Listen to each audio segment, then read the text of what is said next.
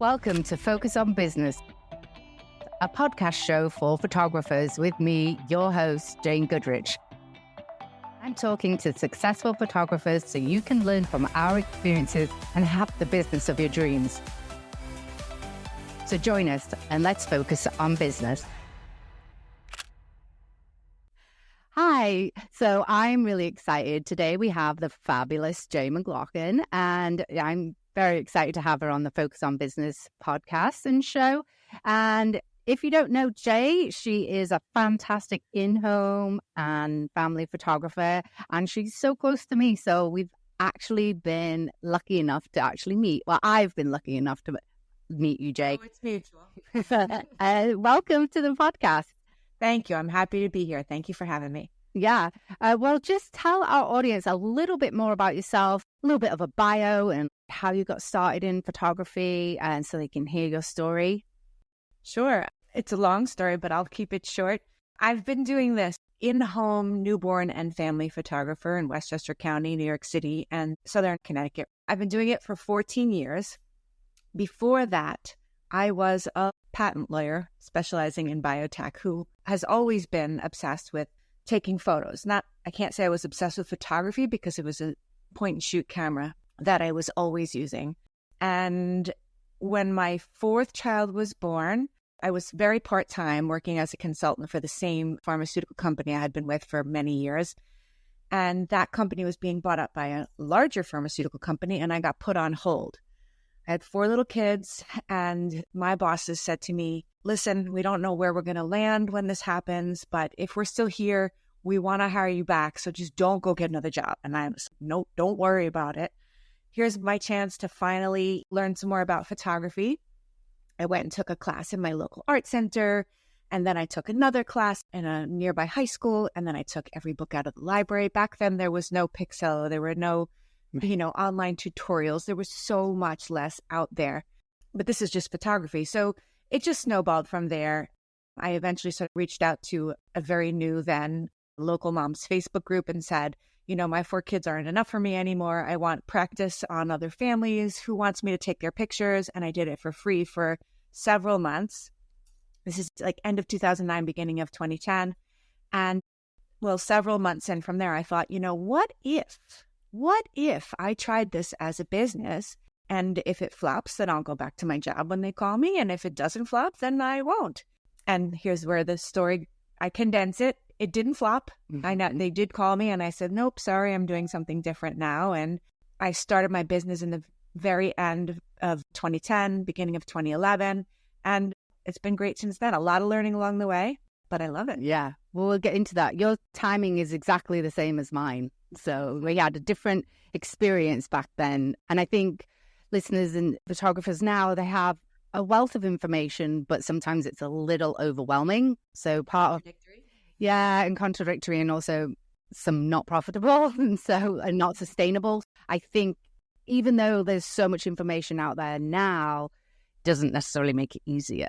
That's why we're trying to have this. And that's what Picsello we have. Some great advice. We basically vet the experts.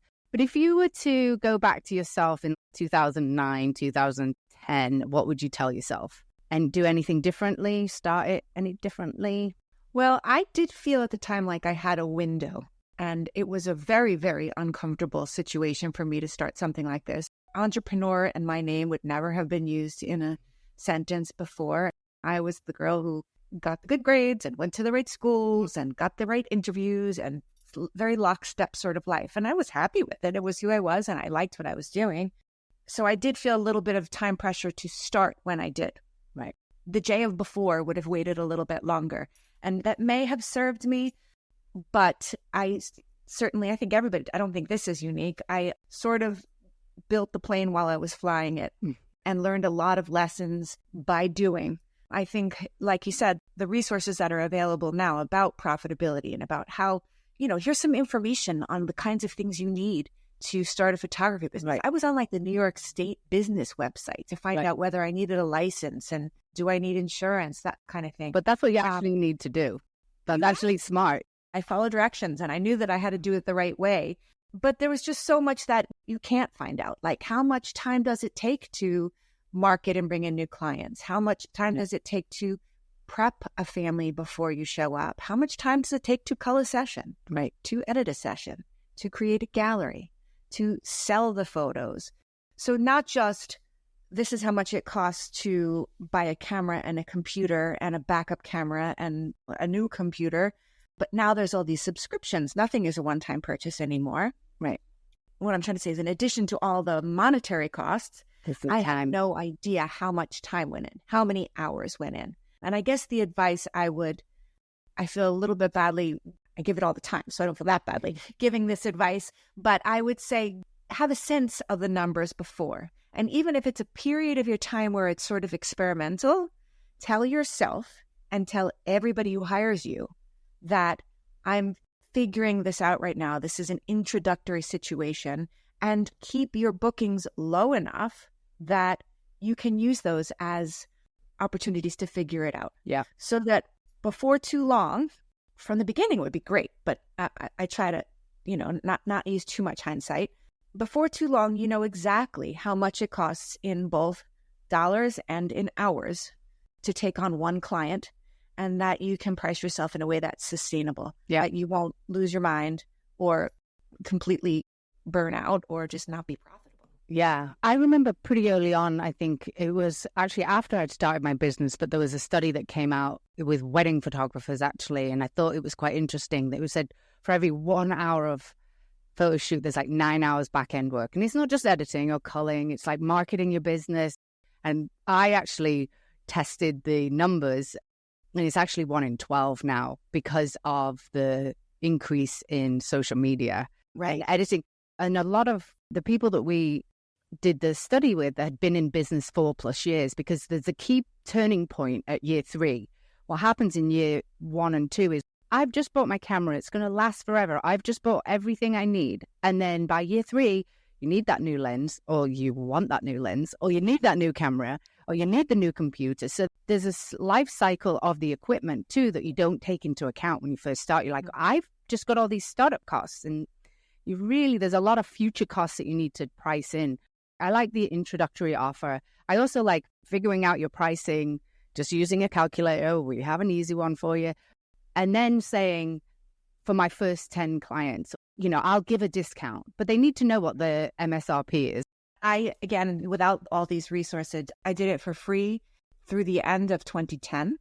And when they would say, oh, thank you so much for this, what can we give you? I'd say, don't give me anything, but please tell your friends about me, because January 2011, I'll be doing this as a business. Mm-hmm. And so that's how sort of they came to me. But even then, the prices were really pulled from nowhere. Honestly, there weren't as many of us out there. Another flip side. I mean, photographers starting out now have more resources, but they also have a lot more competition. So I couldn't even really look at, let's see, there's this photographer here in Westchester, I can compare myself to her. Right. So the prices I chose even then in my little Word document that I sent out as pricing was like a red X through unreasonable number. Right. And then an introductory number that was even more unreasonable. Right. But I didn't know. Right. Unreasonable for the clients or unreasonable for you? For me. Yeah. For me. Yeah. I also think that, again, you can probably relate to this, Jane, is that now it's almost, I won't say expected, but it's a very common thing for when a family has a new baby to hire a newborn photographer to plan to get family photos every year. There was a big gap between like people going to Sears, where I guess every part of the country has its different. Olin Mills is talked about a lot in the course. And this idea of having a local photographer come to you every year. So I feel like I was educating badly at the time my clients too on what my services were worth, what the experience was worth. That to me, because people are saying, oh, how does social media impact your business? I'm great, because now people, without going into someone's home, they can actually see that they've had family photos. So yes, we have increased competition, but we also have increased demand for the services. So you know what, maybe you have to differentiate yourself a little bit more in the market than that you would have had to before, but that's all part of being in business. If you had to move, I like this question, if you had to move your business to, I'm going to give you Hawaii, why not? Yeah. In 3 months, what would you do to get yourself ready for, apart from the legal stuff, which we know you'll take care of, but what would you do to sort of build your business? So I guess the two big things I would do, I mean, because of the kind of photography I do, I go in home. It doesn't matter if you live in Hawaii or Alaska or New York. The inside of your home is the backdrop. Not that we never go outside, but, we might go for a walk in your neighborhood or in your backyard. And so in that sense, I've got 14 years worth of photos to show. I don't have to go build a new portfolio. I guess the two things I would do, and the first one I would do it begrudgingly, kicking my feet, is SEO. Make sure that people who are Googling family photographers in Hawaii are finding me. Now, I don't like doing that, so maybe I would hire somebody to do it. I don't know. I'd have to find Outsource. The other thing I would do is get involved in my community. In my, we're a few towns away.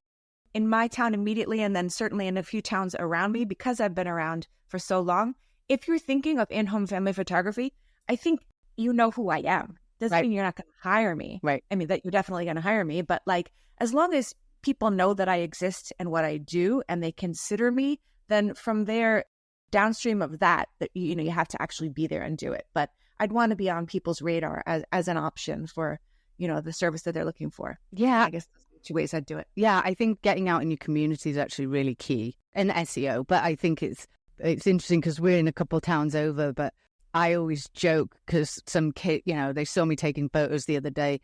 They're like, oh, yeah. One of my clients was there and she was like, yeah, it's Jane Goodrich. And then the kids are like, it's Jane Goodall. That's why I'm well known. No, I don't work with monkeys, but my name is familiar.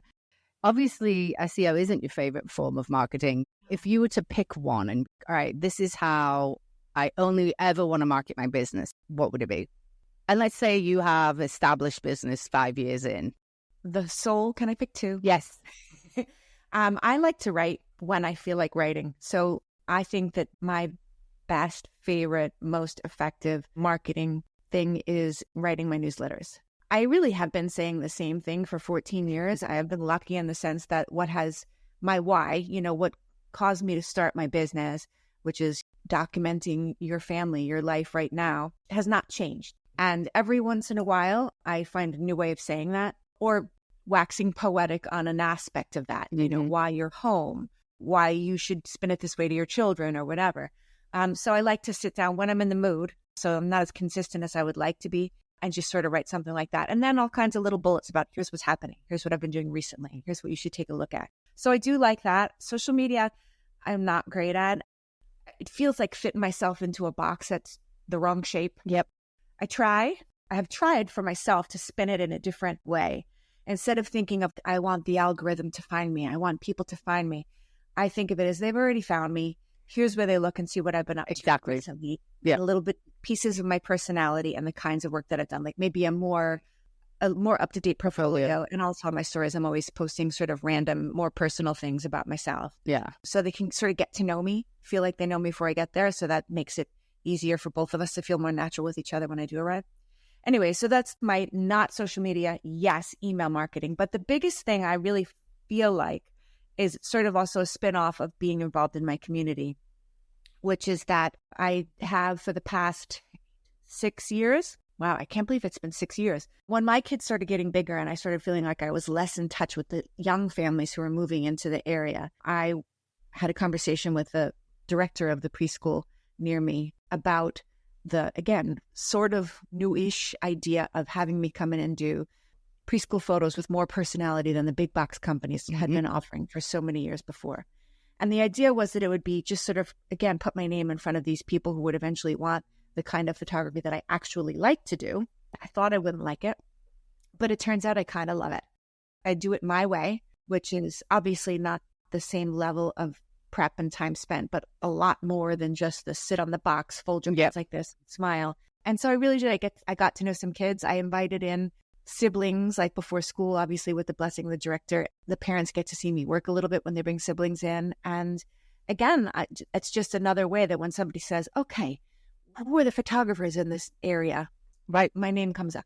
They might reach out and wanting something completely different, but then they find my website and say, okay, she doesn't do this, but at least they've asked the question, what about Jay? So those are probably my two big things. I keep in touch with email and I sort of deliver my message with email, but I put my face in front of them with preschools. And also, when you're sending them the photos, they see your brand name and then they get on the email list, signed up for the delivery of photos. And yeah, I think that that's a fantastic, I could not do it. I can't even do it. I thought that too. Why do you say that? The volume of kids, the speed of connection. I'm pretty good with kids, but the flitting, I could never do mini sessions. I talk too much. It's just the way I am. I'd probably be there all day or I don't know. But I do think it's actually a really good way of them seeing you in action. Sometimes even if you're in the park or you're outside, I know you do in home, but I mean, I've had people, I think I was in Madison Square Park. I'm in the middle of a shot trying to get these twin toddlers. And then, can you give me your card? And I should have a QR code on the back or a website on my sweatshirt. I mean, I actually had my logo on my sweatshirt. And just so people could maybe see it. Yeah, it's my work uniform. I think that that's good to be out in your community like that. I really do. Yeah. And that is because I am at home. I don't really run into people that way. And I absolutely, completely agree that it's the connection that makes the difference between the big box. And it can be done, especially with a preschooler. I mean, preschoolers are ready for you, really, almost all the time. You know, they've got no hang-ups or anything like that. But 2 hours of a preschool versus 2 hours in home, I am completely emptied out after a preschooler because of the energy that goes into that connection that you need. Yeah, I'm always exhausted after any shoot because I just give so much of myself. I can't even imagine that. I can't imagine that. So how do you find, or have you learned some different things now your kids are a little bit older? How do you find like your balance? How do you balance being a working mom and having kids and running a business, the seasonality of it? How do you do it? Balance has always been and is still a core value of my business. Again, this kind of goes back to being a lawyer. I mean, by the time I got put on hold as a consultant in 2009, I had been in a big firm. I'd done litigation. I'd done all the scary things that they talk about in the lawyer books and movies. So I knew that I wasn't doing this to go back to that kind of life at all. And I have always been very strict. I have always not that I have always gotten it right, definitely not, especially in the first few years, but I kind of chalked that up to learning. But yeah, I set my boundaries very early on. I will take this number of sessions per week. I will take this many of sessions per weekend. I will not work in the summer. I will not work during my kids' vacation. And since then, I've gotten even stricter. My clients don't have to know why when they say, "Hi, I love your work. I need a photographer on Saturday." I don't have to explain, "Oh, I'm not available on Saturday." Right. I mean, besides serving me well because it serves my life, it has served me well as people know that if they want to hire me, they have to plan for me. I've always known that you were much more strict. I was always jealous. And I think actually having my daughter made me realize certain pricing things. I wasn't charging for a travel fee and it was costing me a lot of money to travel into the city. And I was like, okay, got to add a travel fee. And then I've always been strict on my newborns, always been during the week. But the weekends, it's family time. And I'm never going to get any clients again. But then Corona hit and I was like, nope, I'm not doing this. And you're going to be fast. And I was like, okay.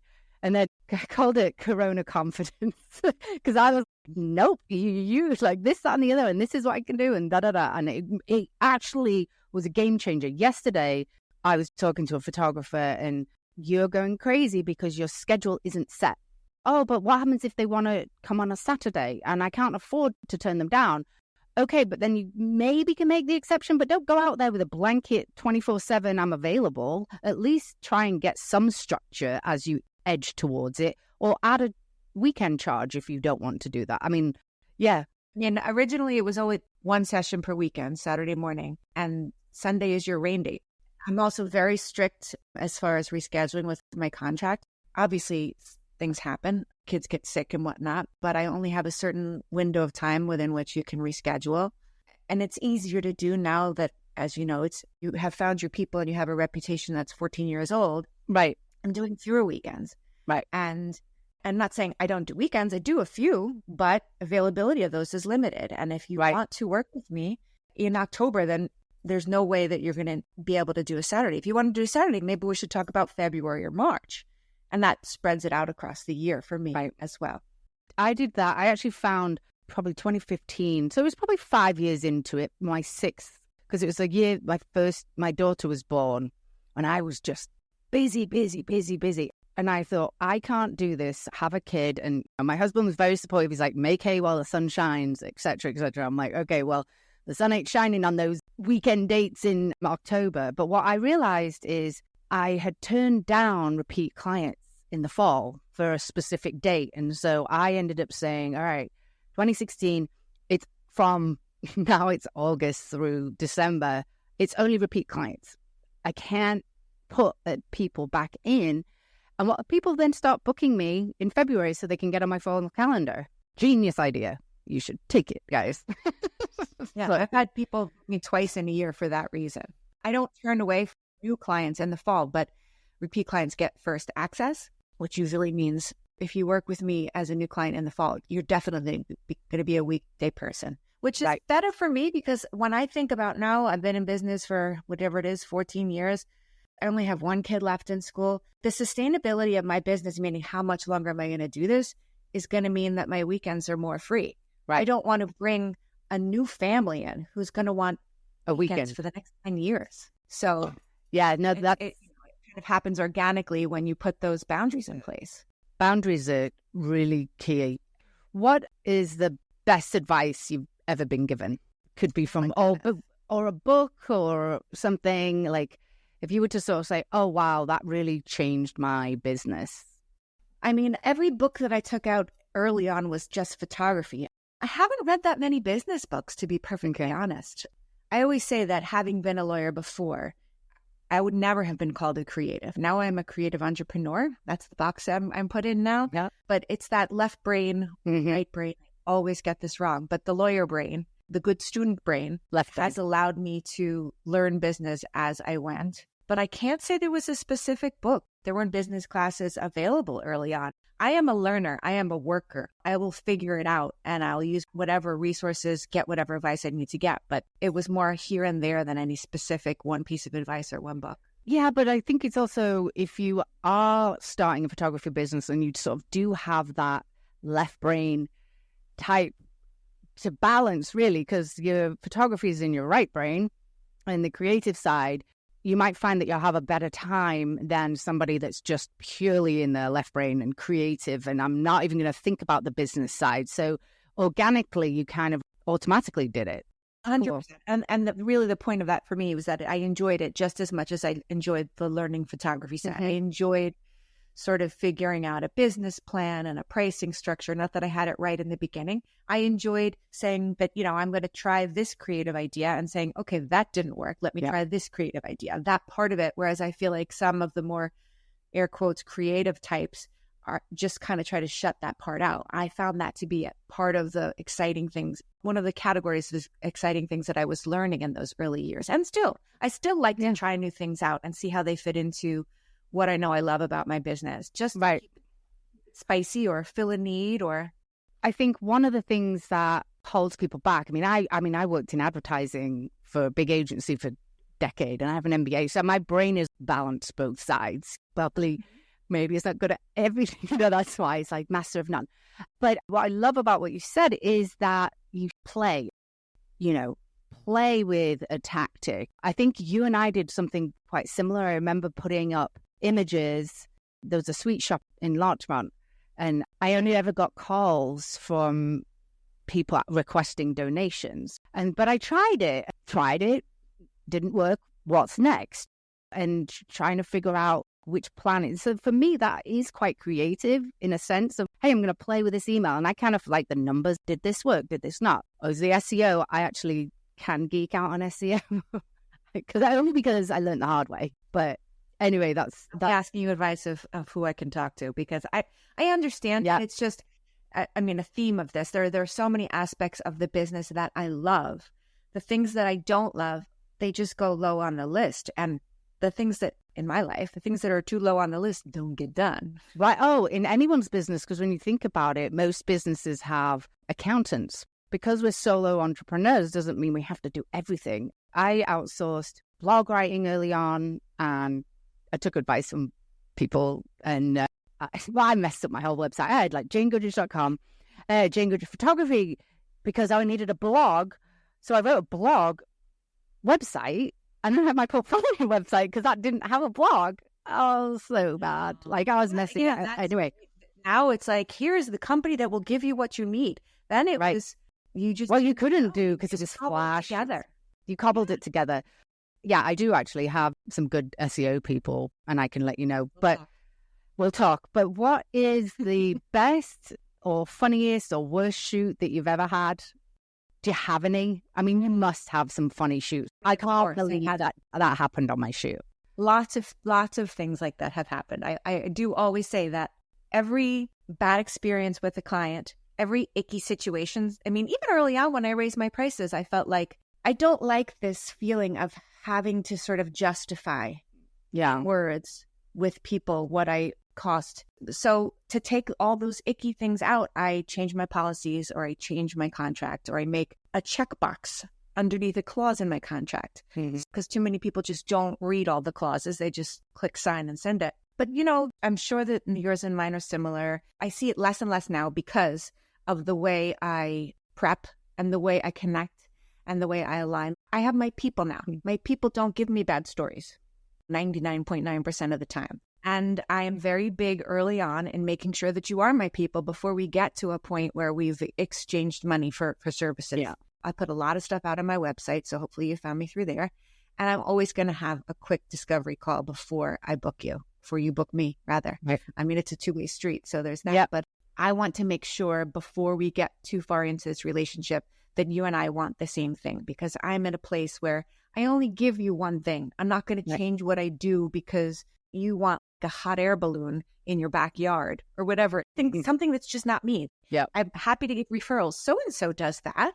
I just want to make sure before we get too far in that we're well aligned in what we want to do. And then before the shoot, I make sure that this session itself and everyone involved in the session is as excited about what's going to happen as you and I are. Right. You and I, the ones who agreed to this and signed the contract. So I talk to my people about how to spin it with their kids, how to spin it with their husbands, with their partners. Usually, not always, but probably 85% of the time, it's the mom who hires me. And I say, the other guy who's going to be there, he thinks that he's going to be dragged there to make you happy, has to stand there and smile and stare at the camera, or he's going to sulk or whatever. I talk to the mom about how to prep the dad. Sit down with my website. Have a look at all the dads in the pictures. That doesn't look so bad, does it? Right. Explain to him that this is what I'm going to ask him to do. Explain to him he can do this even if I don't ask. And then when I get there, there's just that much less likely to be those awkward moments where, you know, he shows me, I don't want to see it. He shows me that he doesn't want to be there. Yeah, God.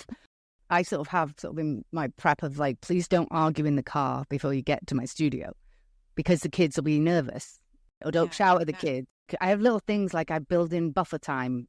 I don't back to back. I build in buffer time because if you're trying to get kids in a car dressed and probably your husband, let's just be real, kidding, dads are great out there. But it causes a stress. So if she's texting, I'm running late, 10 minutes, no problem, built it in. And that calms them down so they're not screaming at each other in the car. And then the kids will be, these guys are fighting and I'm going to go into a studio and feel really nervous. So there's little things, but also dads, it's funny. And when I first started, I was probably a similar age or maybe a little bit older, but now I'm 10 years older and I'm English and maybe they just think I'm Mary Poppins. One guy's referred me to people like, she's kind of funny and it doesn't suck. Okay, that's great. Can I put that on my website? I mean, he said, exactly. He said me Google three clients in like 1 year. I was, this is odd, but it really is how they go into sort of like, this is going to suck. I think when you photograph adults by themselves, it's sort of the same way. I remember doing some headshots and I put behind me in my studio, think of a root canal. This is not as bad as a root canal. I just had a root canal. So I stuck it up there and they would always laugh because do you want a root canal? That's what you look like. But yeah, I actually have a testimonial on my site. You reminded me from very, very early on. There was a nice spin to it, but the mom said at least 1/4 of us thought that this was going to be total drudgery and all 4 of us had a really good time. That's basically what I'm trying to say to you. Yeah. I also have the benefit of they might fight before I get there, but I'm going to their homes and I tell them, if you're stressed and not ready, don't even worry about it. I'm going to go play magnet tiles with your kids, or they're going to show me their rooms and then you can take your time. It's really the same idea for the goal of taking the stress out of their morning or whatever the time is that's leading up to the session. Yeah. Yeah. I mean, those are things you learn through experience. And I'm sure that when you sort of said whatever snarky thing it was to Dad that caused him to give you that great review/referral, I did say so. Okay, I'll be using that again. Well, no, I think it was very early on and my boundaries weren't set. I think I showed up at 7:00 in the morning in the city because Dad couldn't take off any other time. And I don't know what he said. Oh, it was an elevator building and I had one of those wheelie carts from a big giant beanbag that I don't do in home anymore. I think he said something like, oh, we're not paying you to help or something like that. And I said, well, I'm not paying to take your abuse. My filter was not off. And he started laughing. And then I was, all right, we're on the right path here because then he started. Now we know where we are. Yeah. I didn't realize you've got some sarcasm. And I was like, yeah. And I was like, sorry, English. Sorry. I don't have that going for me. Yeah. Oh, I use it. Other ways. Oh, yeah, it does. It does. I'd say, listen, while I'm there, if you need to take a call or, pull out your phone and respond to an email, you can do that. I mean, my sessions are not really timed. Not that they're super long, but I will take your picture while you do that. I'm telling your story, and if that's your story. So it is sort of like a sideways back end way of being like, what story you want to tell, dude? I did that one time, but I didn't tell him that I did that. He was actually, it's funny, he has 4 kids and this was their first, and he was being very funny and he was like being dramatic, like, I'm so tired, I'm going to go lie down on the bed. Dude, your wife just ran a marathon and grew and carried a human for 10 months. What are you doing? And he's like, oh, but I'm really tired. And so I took a photo of him sleeping. I think he was like not sleeping. And then ever since I was, are you going to sleep on this shoot? Come on. It's not that bad, is it? It's good. You get to meet all these different people. That's what I like about it. Weirdly, they become friends. You have a relationship with them and they become your friends. But this is like a weird life thing, but I feel like this business has allowed me to get to know people that I would not have gotten to know otherwise, and to appreciate also that in a very sort of core, basic, deep way, we're all the same. We are all the same. You're right. We all love our kids. Obviously, we all love our kids, but some people don't care about documenting and remembering and all that. But if I've done my job right, we, the people in this session, we really do care about that. And it doesn't matter that every other thing in our lives is different, which is why, I'm sure you've read these people make your avatar of ideal client. Yeah. What does she look like? Where does she shop? What is her income level? None of that is relevant to me. The only thing I need is enthusiasm for the why of my business, which is we need to be parents, basically. I want to remember it. Yeah. Well, and that's hard to sort of quantify. So I think sometimes it's like, okay, well, let's be realistic. You're looking for someone that's probably going to have a kid and they're married. So it's nailing it down versus so you're talking to the mom, right? Basically, you're talking to an expectant mom. The only dads that seem to book me, the ones that really love photography and they just are in my grill. My settings. I'm like, I got 2 seconds to photograph your kids. It's like, please go away. I'll talk to you about photography afterwards. I love you guys. Yeah, I think, just please go away. Don't talk to me about photography. I'm in the moment. But I think that that's really interesting in terms of what you said about we do get to meet so many different people. I will say that I have picked up so many different cultures on how women are treated. I'll get in, I just personally love the confinement thing of she's treated like a queen for a month and they don't do anything, and basically all she does is feed the baby, and then everyone else brings her food. And I was like, this is amazing. Why can't Where am I moving? Yeah. Well, actually, Queens, they have confinement hotels. So if I think it's China, Indonesia, there's certain Asian countries that really adhere to it. I don't think you can wash your hair, or there's certain things where the moms don't really like. Seeing that and seeing how just different cultures just treat people. If they don't have an elder female in the family member, they fly them over. And so when I saw within the pandemic, that loss of being able to do that and have somebody come, and even from India, or I have some clients that were they were devastated because in their culture, their mother or grandmother who wasn't working would come and help with the baby because it's a village. And so seeing the loss of that, it did make them have a little bit more appreciation of the help what they were going to get from their family, and what they're missing out on, unfortunately. But yeah, I just love the fact that there's so many different ways of bringing up kids. There's not one right way, or different personalities, different jobs. It's fun. I really do like that part of it. And you really do get an inside glimpse, no matter how hard you try to make this easy and to prep them so they're not nervous. It is a stressful situation, and you see the way they respond to each other, how they interact together under stress. And it is a very intimate, I know things about people that their friends don't know, right? Frankly, because I've watched them in these situations. I tend to lecture Dad a little bit, like, go get her some water. Okay, what are you doing? Go you change the diaper. Sorry, Dad, you do it. Go on. The mom's like, you. Sometimes it's sort of expected that the mom does it and all this stuff, and it's not. That Mary Poppins in you again, Jane.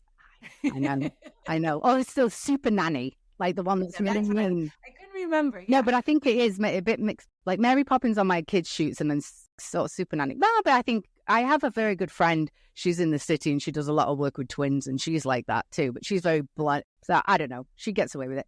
But anyway, the number of newborn and birth photographers who also get their doula license, because that is a natural role that they take on. Right. I would not really want that, but I think it's more that they're doulas and they get into the photography. Right. I've heard it's more the other way around. But yeah, you're right. Or maybe I do know a couple of birth photographers that are getting their doula license. You're right. And not just birth doulas, and maybe I'm using the wrong word, but what's the word for a doula who comes in afterwards to help the mom? It's not just during nurse. No. And it might be nurse, or maybe the doula just stays on longer. I don't know. Yeah, and neither of us do this, so why are we not? Exactly. Anyway, sorry, side note. Yeah. Yeah.